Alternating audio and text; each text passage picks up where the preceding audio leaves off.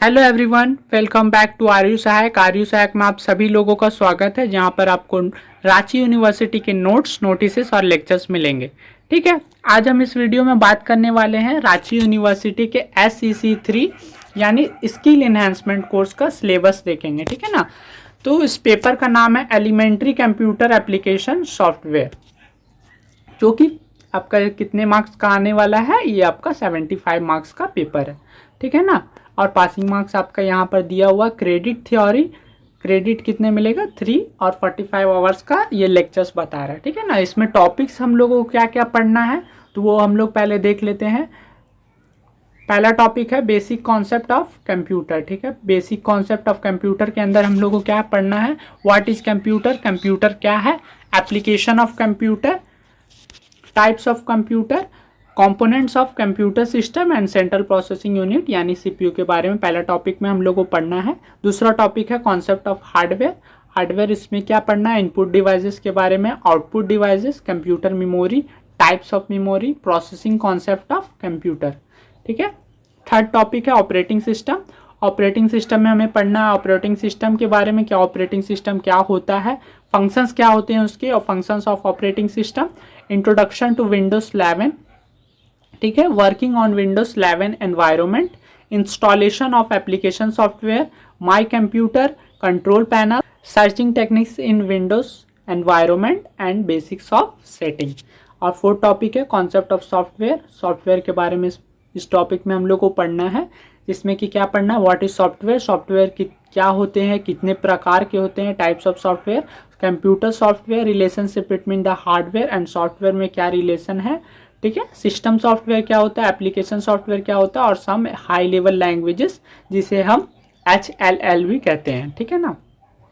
Fifth topic है internet and its uses.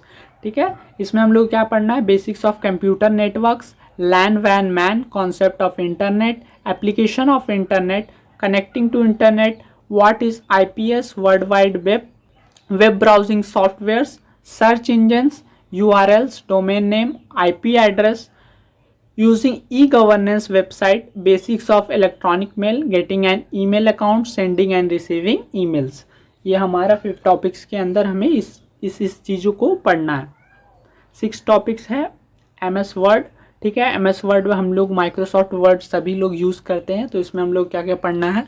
ठीक है, ये हम लोग देख लेते हैं। वर्ड प्रोसेसिंग कॉन्सेप्ट पढ़ना है, creation of document, formatting of document, formatting of text, different tabs in Word, 2016 environment, formatting page, navigation of page, table handling, header and footer, page numbering, page setup, find and replace, printing the document। बस इतना चीज़ हम लोग को Microsoft word में पढ़ना है।